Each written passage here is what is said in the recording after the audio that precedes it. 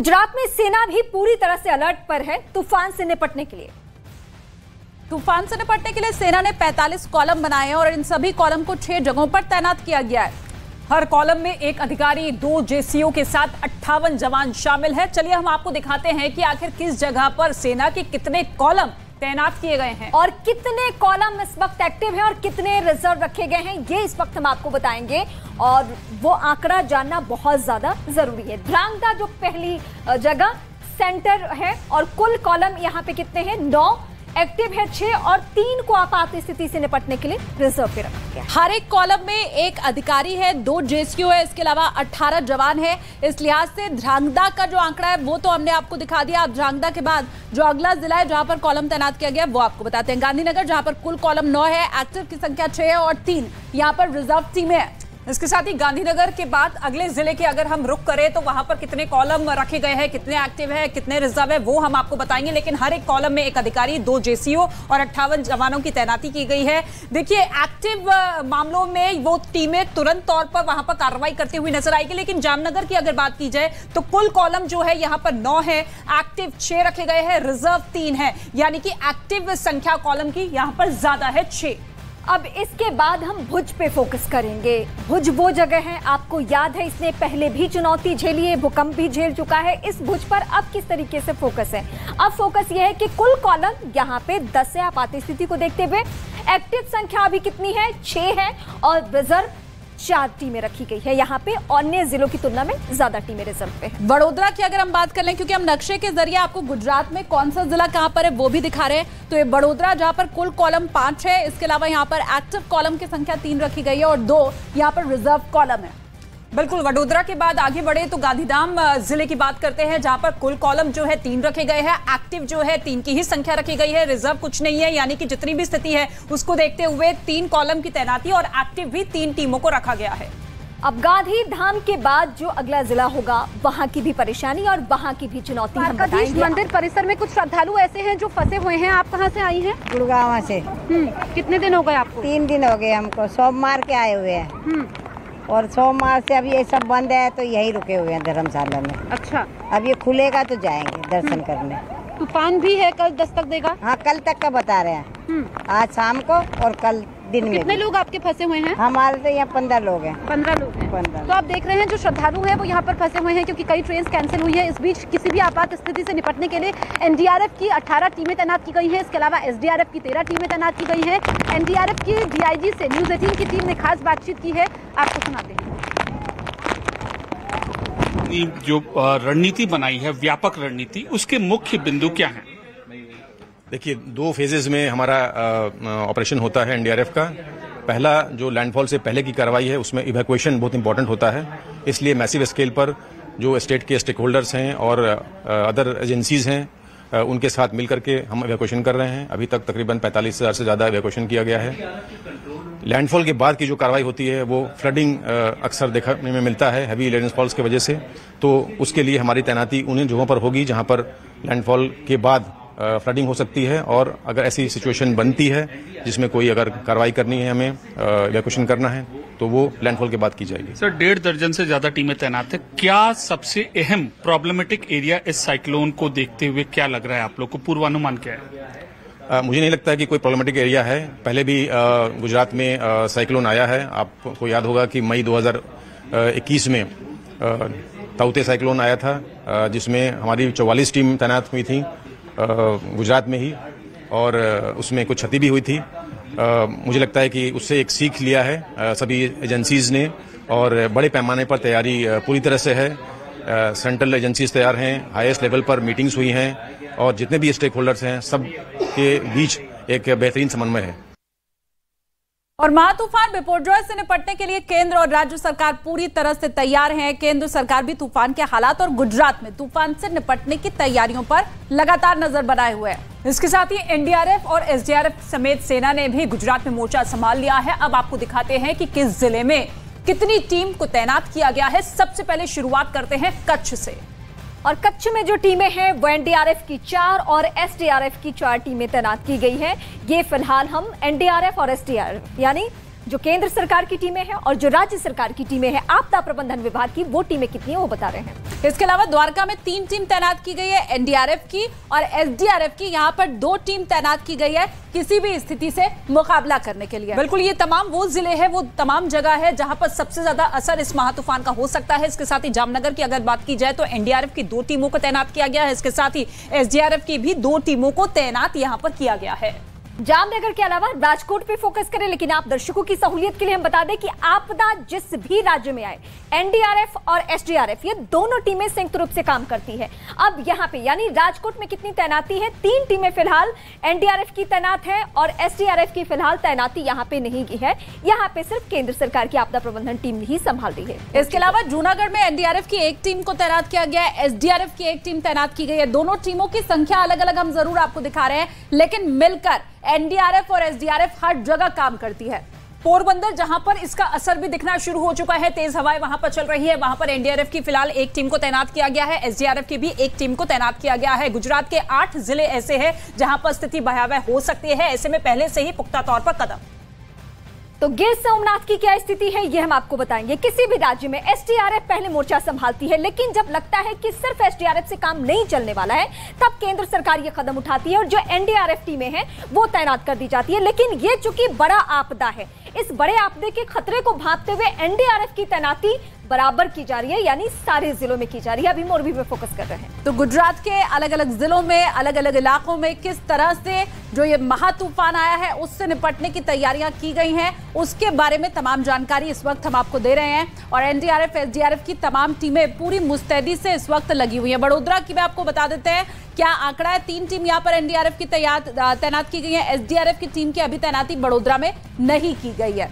बिल्कुल, बंगाल की खाड़ी से जो तूफान बनता हुआ नजर आया उसने रास्ता अपनाते हुए आगे तो वो बढ़ रहा है, लेकिन गुजरात के कई ऐसे तटीय जिले हैं जहां पर असर बहुत ज्यादा हो सकता है। ऐसे में पहले से ही एनडीआरएफ और एसडीआरएफ की टीमों को तैनात कर दिया गया है। वलसाड़ में भी आप देखिए फिलहाल 1 टीम को तैनात किया गया और एसडीआरएफ की भी 1 टीम को वलसाड़ में तैनात किया गया। केंद्र सरकार इस पूरे मामले को लेकर अलर्ट है। कल गृह मंत्री ने सीधे कह दिया था कि 0 कैजुअलिटी होनी चाहिए, कोई भी वहां पे किसी तरीके का नुकसान नहीं। पाटन पे हम फोकस करते हैं, चूंकि मैं केंद्र सरकार का जिक्र कर रही थी, तो बनासकांठा में भी कितनी तैनाती हुई है वो हम बता रहे हैं। चूंकि बनासकांठा को लेकर खबरें ऐसी है कि यहां बहुत ज्यादा खतरा नहीं है, तो ना ही एनडीआरएफ ना ही एसडीआरएफ किसी की टीम कोई तैनाती यहां पे नहीं। 1 टीम हालांकि एसडीआरएफ की बनासकांठा में सेफ साइड रखा गया है। तो हम आपको बता रहे थे कि किस तरीके से केंद्र सरकार और राज्य सरकार मुस्तैद है। जल्दी से मैं आपको द्वारकाधीश मंदिर की तस्वीरें दिखा देती हूं, क्योंकि द्वारकाधीश मंदिर जहां पर कोने कोने से श्रद्धालु पहुंचते हैं, ये ध्वज यहां पर खंडित हुआ है। और ये ध्वज जो खंडित हुआ है भारी बारिश और तूफान की वजह से ये खंडित हुआ है। और जैसा हम देख रहे हैं, क्योंकि कल तूफान दोपहर 3 बजे दस्तक देने वाला है, उससे पहले ही भारी बारिश का सिलसिला गुजरात के 8 जिलों में शुरू हो चुका है। 4 तस्वीरें हम आपको दिखाते हैं, क्योंकि लहरें इस वक्त उफान पर हैं। एक तरफ लहरें उफान पर है, दूसरी तरफ कई इलाकों में भारी बारिश हो रही है और समुद्र में हलचल तेज हो चुकी है। तो ऐसे में जो बिजली के खंभे हैं उनके गिरने का डर बना हुआ है, पेड़ गिरने का डर बना हुआ है। तो यहाँ पर तमाम टीमें इस वक्त मुस्तैद है, जो पूरी स्थिति पर नजर बनाए हुए हैं। और इन 4 तस्वीरों को देख करके लग रहा है कि तूफान ने समय से पहले ही दस्तक दे दी है, क्योंकि कई जगह पर नुकसान भी पहुंचा है। हालांकि सेना भी पूरी तरीके से तैनात है। हम बात करें नेवी की, हम बात करें कोस्ट गार्ड की, हम बात करें एनडीआरएफ की, हम बात करें एसडीआरएफ की। राज्य में एनडीआरएफ की 18 टीमें, इसके अलावा एसडीआरएफ की 13 टीमों को तैनात किया गया है और बाकी टीम्स को स्टैंड बाय पर रखा गया है। यानी कि अगर जरूरत पड़ेगी तो फिर उनको भी तैनात किया जाएगा। और सेना कोई भी अगर कैजुअलिटी होती है तो 2 घंटे से कम के समय में रेस्क्यू ऑपरेशन शुरू किया जा सकता है। ये इस वक्त स्थिति बनी हुई है। लेकिन कल दोपहर 3 बजे लैंडफॉल का टाइम बताया जा रहा है, तो आज का दिन इसलिए अहम हो जाता है क्योंकि कल तूफान दस्तक देने वाला है। इसके बाद कल की अगर हम बात करें तो कल तूफान तट से टकराएगा। जो 8 जिले हैं वो सबसे ज्यादा प्रभावित होंगे, जिसमें हम बात करें द्वारका की, जहां पर इस वक्त मेरी मौजूदगी है। द्वारका में ये तूफान का असर देखने को मिल सकता है। इसके अलावा अगर हम बात करें कच्छ में, वहां पर भी तूफान का असर देखने को मिल सकता है। और जो अब से कुछ देर पहले एनडीआरएफ की प्रेस कॉन्फ्रेंस हुई थी, उसमें बताया गया था कि अभी तक 45,000 से ज्यादा लोगों को सुरक्षित इलाकों में पहुंचाया जा चुका है। अब आप देखेंगे, क्योंकि यहाँ की मैं आपको तस्वीर दिखाऊं, जो द्वारकाधीश मंदिर है ये विश्व प्रसिद्ध है, 4 धामों में से एक है। हिंदुओं की काफी आस्था है इस मंदिर में। और यहाँ पर पूरी दुकानें हुआ करती थी, जो छत के जो छप्पर है वो पूरी तरीके से उड़ चुके हैं। ये पूरा जो मंदिर परिसर है इस वक्त आपको वीरान नजर आ रहा होगा, और जो तूफान आ रहा है, जो तेज हवाएं चल रही हैं, बारिश हो रही है, उससे नुकसान कितना पहुंचा है ये स्ट्रक्चर्स के जरिए अंदाजा लगाया जा सकता है। इसके अलावा बोट्स ऐसे ही पड़ी हुई हैं, क्योंकि नाविक यहाँ पर बता रहे हैं कि 10 तारीख से वो काम पर नहीं लौटे हैं और आगे भी ऐसा ही हाल रहने वाला है। जब वो काम पर नहीं लौटेंगे उनके रोजगार पर बुरा असर इसके जरिए पड़ा है। मांडवी में फिलहाल बारिश नहीं है, धूप निकली लेकिन हवाएं तेज हैं। लेकिन यहाँ अभी एनडीआरएफ की एक टीम पहुंची है मुआयना करने के लिए। आप देखेंगे एनडीआरएफ तैनात है मांडवी इलाके में, क्योंकि मांडवी और उसके आसपास लैंडफॉल करना है। हमारे साथ बातचीत करने के लिए असिस्टेंट कमांडेंट हैं एनडीआरएफ के राकेश जी, उनसे बात करते हैं। सर, अभी तक क्या तैयारियां हैं और किस तरह से आप तैयार हैं इस पूरे साइक्लोन के लिए? अभी तक प्री साइक्लोन की जो तैयारियां वो लगभग कर ली चुकी हैं। जो लोलाइन एरियाज़ में या जो अफेक्टेड एरियाज, जो बहुत प्रोबेबल अफेक्टेड एरियाज होने वाले हैं, उनमें से लोगों को इवेक्यूएट कर दिया जा चुका है। उनको अवेयरनेस दी जा रही है कि अगर साइक्लोन हिट करता है तो उस समय क्या कार्रवाई करनी है, इस तरह की कार्रवाई की जा रही है। सर, कितने लोगों को इवैक्यूएट किया है और इसका जो ग्रेविटी है बता रहे हैं कि बहुत बड़ा तूफान है, क्या आशंका है और आपको क्या इनपुट है सर इसके बारे में? बिल्कुल बहुत बड़ा तूफान है, आपने बिल्कुल सही बोला। जो लैंडफॉल है उसमें 120 से लेकर 150 तक का स्पीड का किलोमीटर पर आवर का बताया गया है। हो सकता है ऊपर नीचे भी हो। और इंटेंसिटी, जो मेन इंटेंसिटी है वो मांडवी से लेकर वेस्टर्न की तरफ ज़्यादा है। हो सकता है कि लास्ट मोमेंट में साइक्लोन कहीं और कर जाए आगे पीछे थोड़ा सा। और हज़ारों की संख्या में लोगों को इवैक्यूएट किया जा चुका है, जो लोलाइन एरिया से, जहाँ पर कच्चे मकान थे, जहाँ लग रहा था कि वो हिट हो सकते हैं ज़्यादातर। तो साइक्लोन के लिए एक आम आदमी इसको किस तरह से समझे, जो इसके आसपास इलाके में लोग रहते हैं, उनको किस तरह की गाइडलाइंस आप लगातार जारी कर रहे हैं? और आप यहाँ भी मुआयने के लिए आए, हालांकि ये पूरा इलाका खाली है, यहाँ पर कोई नहीं है, तो किस तरह से आप लोगों को आगाह कर रहे हैं? हम लोग को उनको साइक्लोन में डूज एंड डोंट्स बताया है हमने उनको, कि कैसे कार्रवाई करनी है, कहाँ रहना है, कच्चे मकान में नहीं रहना है, पक्के मकान में रहना है। जो साइक्लोन हिट का टाइम है उसमें बिल्कुल भी बाहर नहीं निकलना है। अपना राशन पानी जो 2-3 दिन का है जो स्टॉक कर सकते हैं वो करें। बाकी जो शेल्टर्स होम्स हैं उनके लिए ऑलरेडी प्रोवाइड कर दिया गया है। तो इस तरीके के और भी जो डूज एंड हम सबको उनको बताया है। सर, यहाँ आसपास हमने देखा कच्चे मकान बहुत हैं, उनको सबसे ज़्यादा खतरा है। बिल्कुल, वहाँ जो कच्चे मकान हैं उनको तो बिल्कुल ही बोल दिया गया है कि आप यहाँ से चले जाइए, और उनको एक शेल्टर होम भी प्रोवाइड किया गया है तहसील सिविल डिस्ट्रिक्ट एडमिनिस्ट्रेशन की तरफ से। तो ये तस्वीरें लगातार ग्राउंड जीरो से हमारे सहयोगी आप तक पहुंचा रहे हैं कि किस तरीके का असर इस महातूफान का होता हुआ नजर आ रहा है। हालांकि कल गुजरात के तट से टकराएगा, लेकिन उससे पहले ही तेज हवाएं चलती हुई और महातूफान की हर एक तस्वीर आप तक पहुंचा रहे हैं। लेकिन फिलहाल महातूफान से जुड़ी हुई 10 बड़ी खबरें आपके साथ। गुजरात के तट से बिपोरजॉय तूफान कुछ घंटों बाद टकरा सकता है। इस खतरे को देखते हुए देवभूमि, द्वारका और कच्छ में रेड अलर्ट जारी कर दिया गया। गुजरात के जामनगर, पोरबंदर और मोरबी में भी येलो अलर्ट जारी किया गया है, क्योंकि मौसम विभाग ने इन जिलों में तूफान की वजह से सबसे ज्यादा नुकसान होने की आशंका जताई।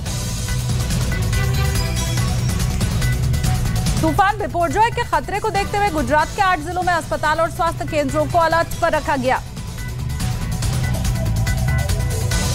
गुजरात के द्वारका में बिपोरजॉय तूफान की वजह से एक टावर को तोड़ दिया गया। तूफान से टावर के टूटने की आशंका जताई गई थी, जिसके बाद उसे तोड़ने का फैसला लिया गया।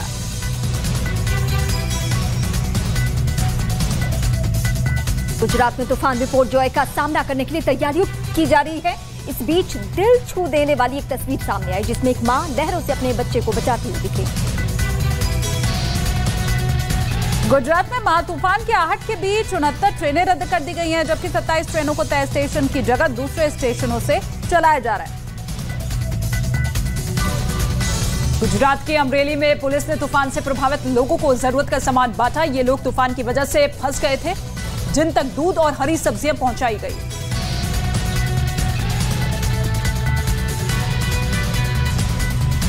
तूफान बिपोरजॉय कच्छ से तट से 290 किलोमीटर की दूरी पर है, और जब कल बिपोरजॉय गुजरात के तट से टकराएगा तो इसकी रफ्तार 125 से 135 किलोमीटर के बीच रह सकती है।